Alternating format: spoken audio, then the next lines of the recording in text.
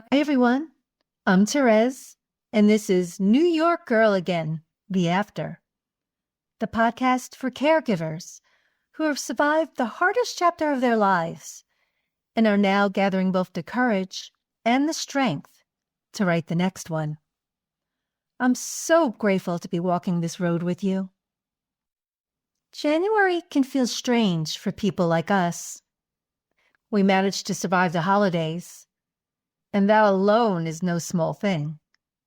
But January brings its own kind of pressure, and it's everywhere. A universal pressure to start fresh, to get it all together, to be better, stronger, more disciplined. And many of us caregivers in the after, especially in the early years, wonder, am I actually strong enough to start again? Am I strong enough to move forward? Is there even anything to move forward to? And asking those questions is okay. And not knowing the answers is okay. It's natural to feel disconnected, unmotivated, unsure. Those feelings are not a problem. They're part of the process. And in their own way, they are necessary for moving forward. My dad, the last leg of my 25-year caregiving journey, died on the 22nd day of the new year in 2021. In fact, the 5-year anniversary is coming up in just a couple of weeks. I have been known for my strength my entire life, especially during my caregiving journey. But as caregivers, we don't really have a choice but to be strong, do we? After my mom died, I had to continue being strong for my dad and my uncle. And when my uncle died, I had to continue being strong for my dad. And when my dad died, I had no one left to be strong for. Well, except for myself.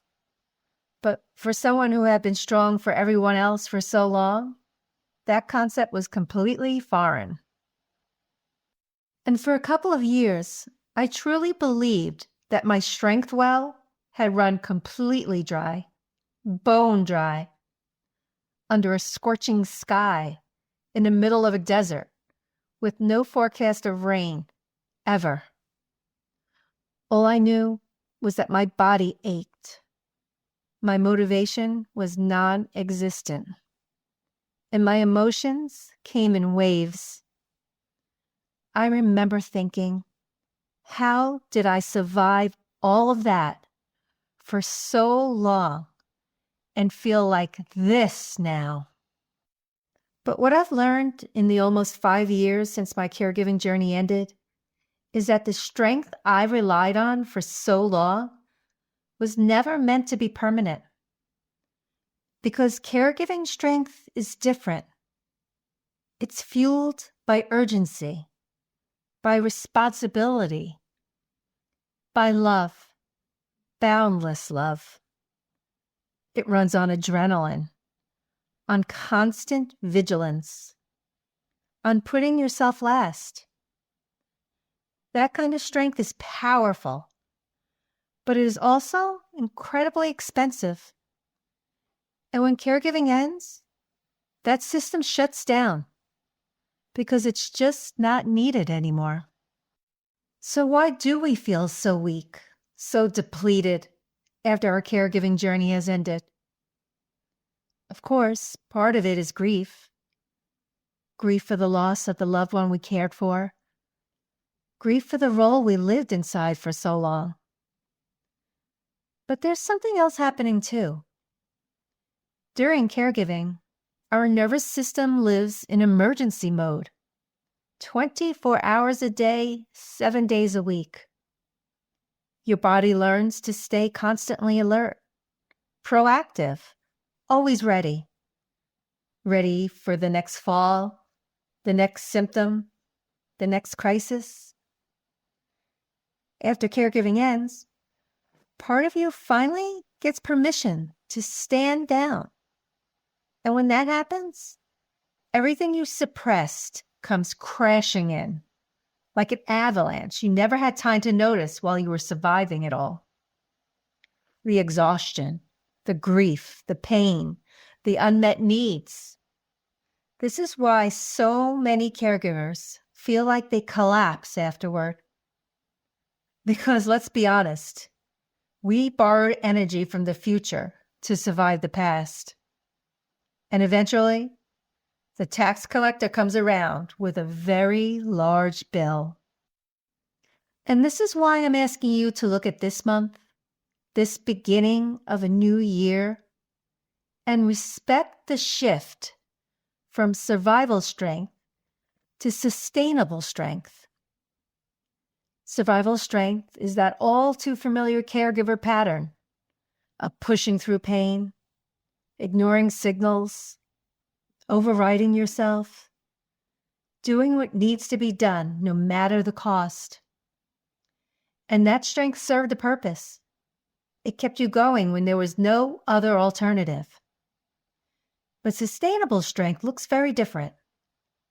It looks like listening instead of forcing, responding instead of pushing, resting without guilt, choosing yourself consistently. Survival strength kept you standing. Sustainable strength is what allows you to move forward without losing yourself in the process. So for this month, let's focus on building sustainable strength and commit to small, grounded actions, like making a doctor's appointment for yourself, an actual physical, a real check-in on your health, something many of us have neglected for years. And eating in a way that actually supports you. Healthy, whole food, protein and vegetables. Not a synthetic piece of cardboard slapped between two buns and called a meal. Taking a short walk instead of none. Literally walking to the end of your driveway and back just to get started. Stopping when you're tired. Listening to your body for a change. Saying no without explaining. Boundaries matter. And this is a lesson I'm still teaching myself. Because strength is not intensity. Strength is consistency. If you're waiting to feel strong before you begin, you'll wait forever. Strength doesn't come before you start. Strength shows up after you start. Here's what I want you to do this week. Ask yourself, what does strength look like for me right now? Not what it used to look like. Then choose one small action that supports that answer. One, that's it, just one. It might be as simple as, I will make my bed in the morning. Or it might be, I will join a gym today. Or anything in between. You are not rebuilding your entire life this week. What you are rebuilding is trust. Trust with your body, your mind, and yourself. And that trust becomes the foundation that allows you to push forward without breaking yourself again. And this is where January begins to take shape. Not as a month of pressure, not as a month of proving anything, but as a month of rebuilding, slowly, deliberately, and with respect for what your body, your mind, and your heart have been through. In the weeks ahead, we're going to keep unpacking this idea of sustainable strength, the kind of strength that brings you back to life. We'll talk about strength in the body, how to rebuild trust, movement, and energy. Strength in the mind, how to steady your thoughts, regulate your emotions, and quiet the constant self-judgment. And strengthen your sense of self, learning how to choose yourself again, because it is never too late to begin again. I'm Thérèse, and this is New York Girl Again, the After. I'll see you next week, and until then, be gentle with yourself. You are stronger than you think.